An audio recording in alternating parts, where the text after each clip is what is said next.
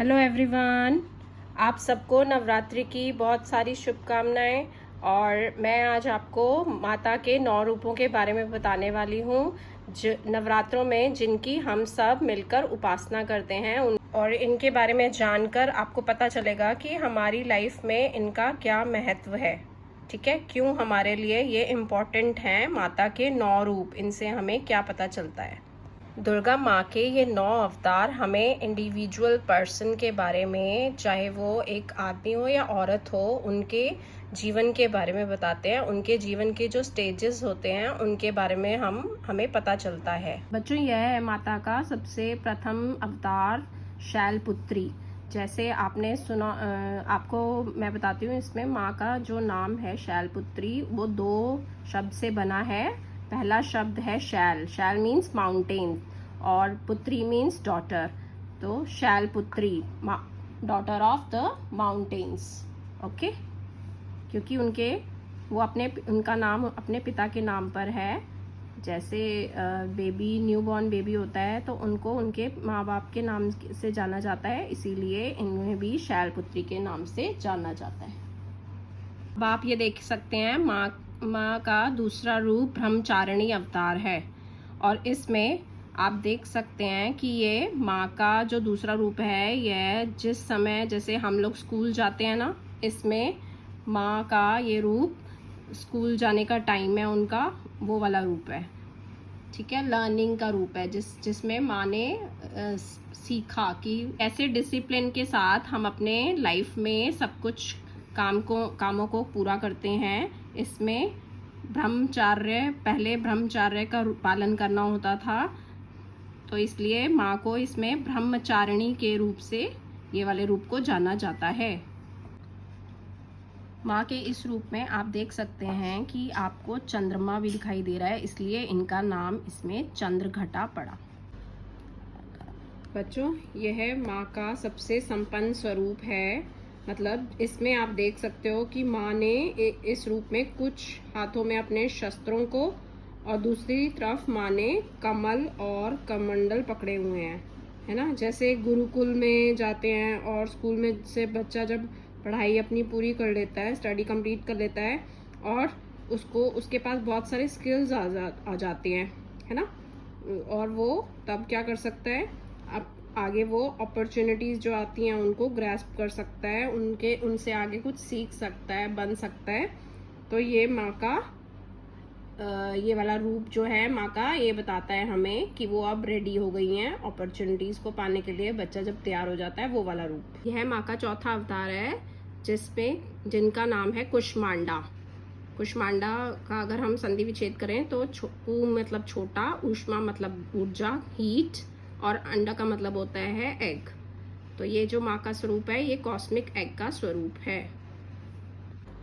माँ के इस स्वरूप में अब वह एक बच्चे को जन्म दे सकती हैं और इसे हम एक प्रेग्नेंट वुमेन के रूप में हम जानते हैं, जो पहले खुद शैलपुत्री के समय पर वह खुद एक पुत्री थी, पर अब इसमें वह माता बन सकती है।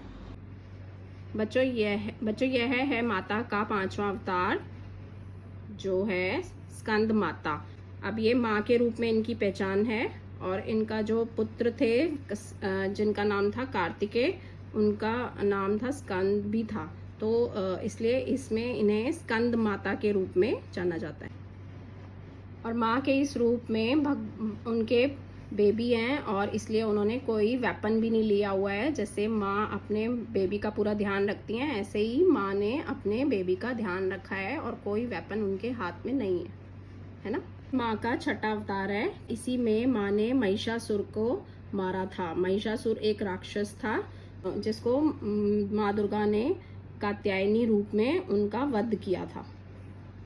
माँ के इस रूप को गॉडेस ऑफ पावर के नाम से भी जाना जाता है। बच्चों, ये माँ का 7वां अवतार है। 7वां अवतार है कालरात्रि, जिन्हें हमें काली भी बोलते हैं। अगर हम इन्हें माँ का इस रूप का अर्थ जानना चाहोगे तो इसमें आप देख सकते हैं कि कालरात्रि मतलब रात्रि की तरह काला, और दूसरा अर्थ होता है कालरात्रि का काल को निगल जाने वाला, मतलब जो भी ये प्रचंड माँ का बहुत ही प्रचंड मतलब बहुत ही स्ट्रॉन्ग, और जिससे शक्ति का सृष्टि का जब प्रलय हुआ था उसमें माँ का सब्र का बांध टूट गया था। जब माँ को लगने लगा था कि समस्याएं बढ़ती जा रही हैं, तो तब माँ ने ये रूप धारण किया था और उन्हें तब से कालरात्रि, इस रूप को माँ के कालरात्रि के रूप से नाम से जाना जाता है। यह सबसे रौद्र रूप है। जैसे माँ जो होती हैं बहुत सॉफ्ट हार्टेड होती हैं, बहुत प्यारी होती हैं, वैसे ही अगर माँ देखती हैं कि अगर उनके बच्चों पर कोई उनको तंग कर रहा है और कोई मतलब सृष्टि को ख़त्म करने की कोशिश कर रहा है, अब माँ अपने रौद्र रूप में आ जाती हैं और सृष्टि को बचाती हैं। बच्चों, यह है माँ का 8वां रूप, महागौरी। माँ ने दिखाया है जैसे अगर ज़रूरत पड़ने पे माँ ने कात्यायनी, कालरात्रि जैसे रूप धारण किए थे जब वो बहुत क्रोध में थी, क्योंकि उन्हें सृष्टि को बचाना था। वैसे ही इसमें माँ ने अपना रूप दिखाया है महागौरी का, जो एक शांति सौंदर्य का स्वरूप है। इसमें माँ बहुत ही प्रेममयी स्वरूप के साथ हैं। अब यह है माँ का अंतिम स्वरूप, लास्ट स्वरूप, जो है सिद्धिदात्री का। ठीक है, इसमें ये इनका 9वां रूप है और इसमें इनकी तुलना उनसे की जा सकती है जिसमें माँ को सभी बातों का ज्ञान हो चुका है, सभी बातों का अनुभव हो चुका है, उन्हें समझ आ चुका है कि सब सृष्टि में क्या क्या चल रहा है और कैसे उससे आगे आने वाली पीढ़ियों को कैसे धर्म के बारे में समझा सकते हैं, धर्म के बारे में बताया जा सकता है।